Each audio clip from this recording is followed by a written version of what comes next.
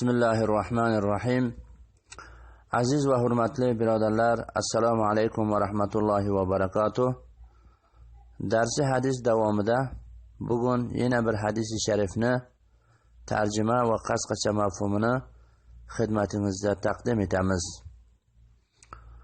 An ibn Mas'ud radhiyallohu anhu qala qala Rasululloh sallallohu alayhi va sallam la yahillu دم امرئ مسلم إلا بإحدى ثلاث الثيب الزاني والنفس بالنفس والتارك لدينه المفارق للجماعة.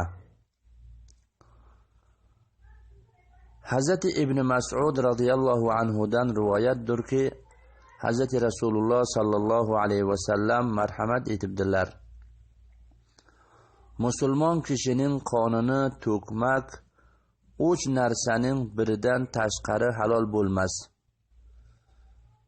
Bir xotun olgan kishi zino qilsa, birovni haqsiz o'ldirsa, dindan qaytib murtad bo'lsa, ya'ni islomiy jamiyatdan ajralsa.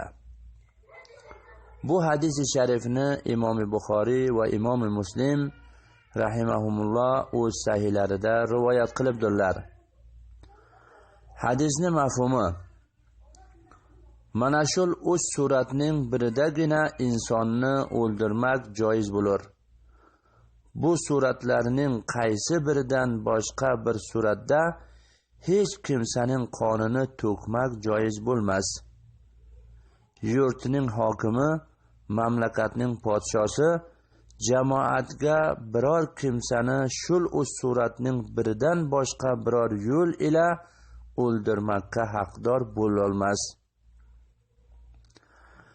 Ba'zi bir kimsalar la ikraha fid din qad tabayyana ar-rushdu min al-g'ay.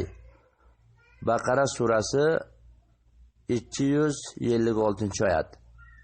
Ya'ni dinda zo'rlik yo'qdir.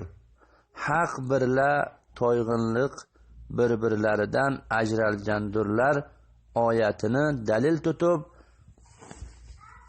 murtadni o'ldirmakni mana qilmoqqa uringan bo'lsalarda, ikki boshqa hukmni bir-biriga kirgizib, birini biridan farq qilolmaslikdan bu so'zga irtikob etmakka jur'at etgandir.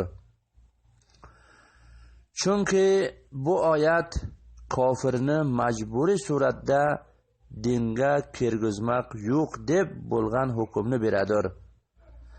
Murtadni o'ldirmakning hukmi har bir johil qo'lida o'yin bo'lib qolmasligi uchun bo'lib, bu sahobalarning o'rtalarida mashhur bo'lgan hadis birla sobit bo'lgandir. Aziz va hurmatli birodarlar, bu hadisni tarjima va mafhumini eshitganimizdan so'ng Alloh taolo hammamizga amal qilishni tavfiq etsin.